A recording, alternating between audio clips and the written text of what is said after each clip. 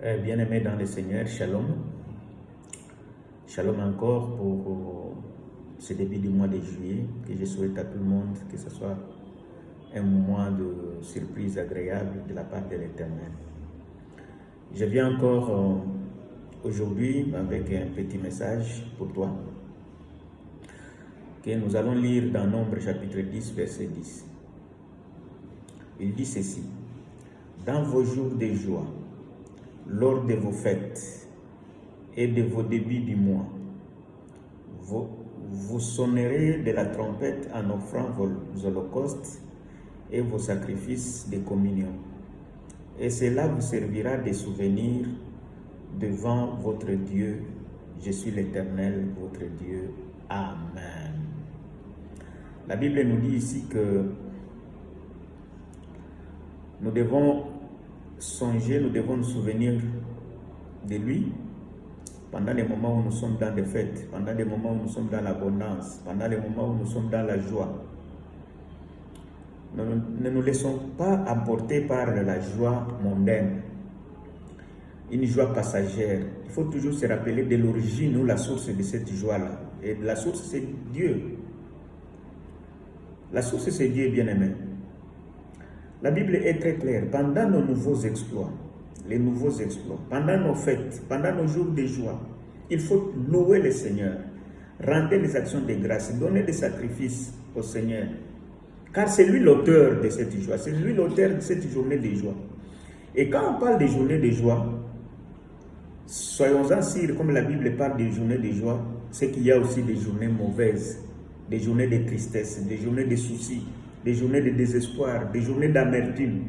Mais si tu es habitué à rendre gloire au Seigneur pendant tes journées de joie, pendant que tu fais de nouveaux exploits, pendant vos débuts du mois, tel que la Bible nous dit, et ce sont ces œuvres-là qui peuvent te faire couvrir les autres jours mauvais qui sont devant toi. Puisqu'il y en aura certainement. Il y en aura certainement, bien-aimé. Vous savez, si, par exemple, on priait Dieu: oh Seigneur, fais-moi ceci. Seigneur, j'aimerais que ce soit ceci. Seigneur, je manque ceci. Et il te fait voir cette journée de joie. Il te fait voir cet exploit. C'est-à-dire, il répond favorablement à ta requête.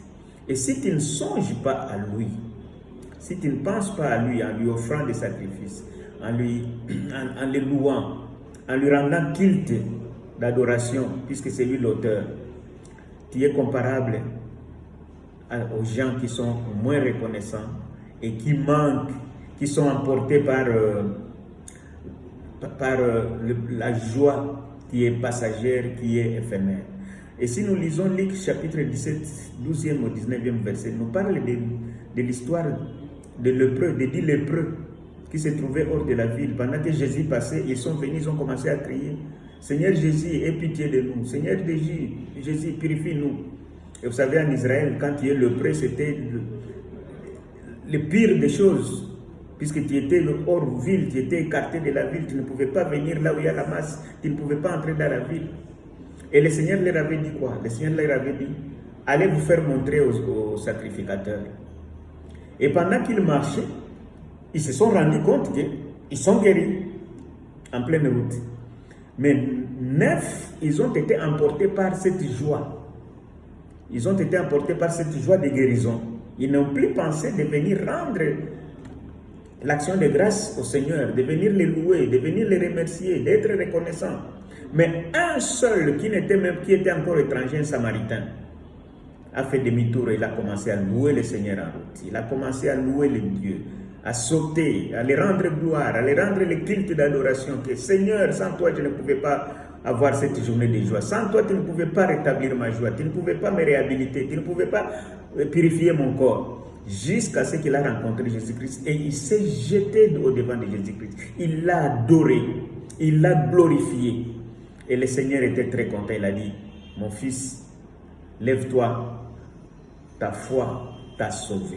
Et quand il dit ta foi t'a sauvé, ce n'est plus que ta foi t'a guéri. Puisqu'il pouvait dire ta foi t'a guéri, mais il était déjà guéri. Le lépreux était déjà guéri. Mais en plus de guérison, à cause cause de sa reconnaissance, à cause des actions de grâce, à cause de la gloire qu'il a rendue au Seigneur, il a eu encore une portion double du salut. Et le salut et la guérison, je pense que le salut est plus grand que la guérison. Mais voilà la reconnaissance là où il nous amène. Voilà, quand on pense aussi à nos jours d'exploit, à nos jours de joie, nous avons ce qu'on appelle la double portion. Puisque quand on rend gloire, on donne des sacrifices, on donne des offrandes, on donne tout ce que nous pouvons faire sur la reconnaissance de notre Seigneur Jésus-Christ qui agit. Jésus-Christ songe aussi à nous donner une deuxième portion qui est plus grande que la première. Que Dieu vous bénisse.